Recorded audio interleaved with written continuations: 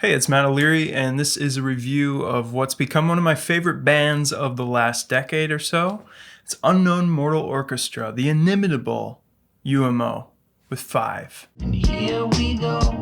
Oh, oh, oh, that life. UMO tends to get pegged as a neo-psych, kind of Tame Impala tag-along project, and I think that's because they came up in that psych rock revival of the early 2010s. And there's certainly that element in their sound, especially the convoluted way that Ruben runs his analog recordings through thick digital production, giving everything this hyper-processed, very hazy sheen that could only be described as trippy and psychedelic. But there are clearly so many more sounds and traditions woven into the fabric of Ruben Nielsen's sound. There's psych, and there's funk, and there's hip-hop and electronic, and there's a strong pop sense and kind of a disco element to some songs, and you got a little AM radio yacht rock thing going on, and there's hard rock and Hendrix worship, and probably most notably there's a very heavy jazz influence here, because I think Ruben's dad was a pretty serious jazz musician and saxophonist. The production side makes his music sound nostalgic for some place or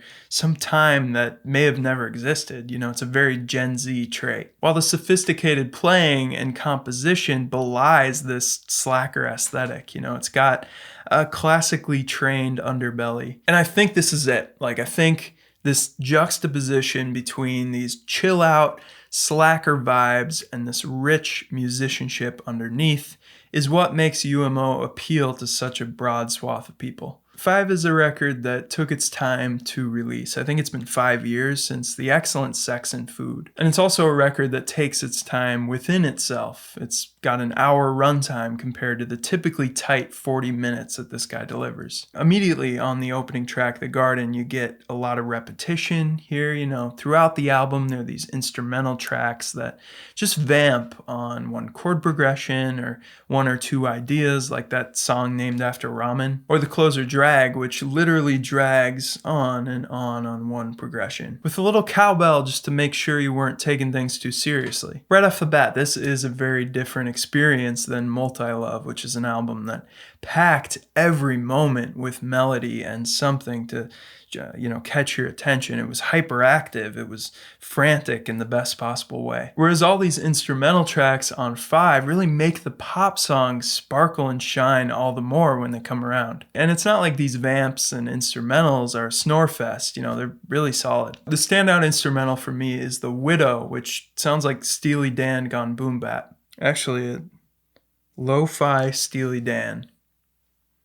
It's a really great concept for an album. The Widow brings back that sax sound from one of my favorite UMO tracks, Extreme Wealth and Casual Cruelty. It's so tasty. It's so quintessentially UMO. Those syncopated hits are so good. And now for the pure pop, kind of vocal heavy tracks on the record. And this is where I'm struggling. This is where I'm having a little bit of a hard time with this album. I just loved all the singles so much. Listening to them on repeat since the first one came out way back in 2021, That Life. I mean, they're great. They're so good, but something tells me they would have hit 10 times harder if I would have just waited for the whole album.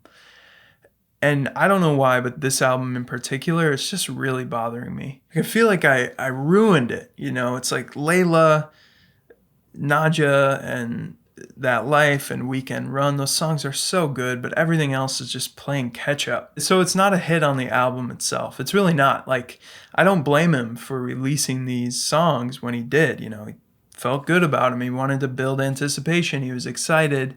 And, he's seen a lot of success in the past based on singles. Funny Friend, So Good at Being in Trouble, Honeybee, those single songs have generated millions of streams. But I can't help but feel that my perception, my subjective experience of the album just isn't quite as great as it could be, and that's just so annoying. Yet, I need to get back to the glories of UMO and of this record, because when I step away from my emotional disappointment and look at the whole thing critically, I really don't have too many bad things to say about 5. Multi-Love and 2 definitely still my top 2 spots. And yeah, there are some moments on here that drag, like the song Drag, like The Garden, like The Beach.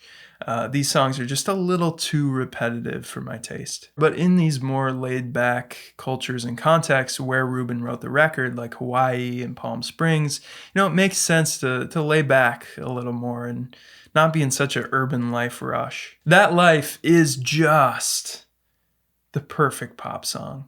This weird guitar riff and his signature finger-picked arpeggiation, his raspy voice, and this pre-chorus that's long and drawn out to build the tension. 10 out of 10, no notes. Then there's Layla and Nadia with these 2 stories and videos that connect to each other, and the whole narrative runs together in some way that I haven't quite figured out.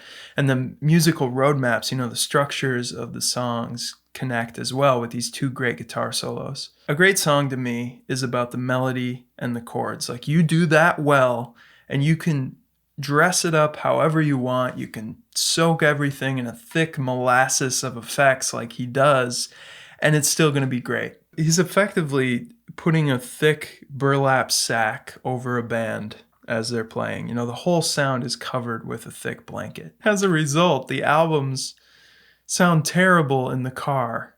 Like, just don't base your judgment of this album or any of his past music on a car listen. And yet, with a headphone listen, you'll discover all the nuances, all the wonderfully unique melodies and complex chord progressions, very jazz influence with a ton of chromaticism. I wish I wouldn't have listened to the singles, but this is an 8 out of 10 for me. This is a great record. This is, his whole discography is so consistent.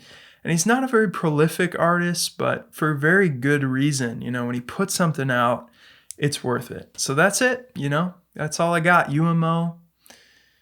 Done it again. Comment below with what you think of this album. Subscribe to the channel if you haven't already, and check out some of my previous videos here and wherever I decide to put them on the screen. And as always, thank you so much for watching.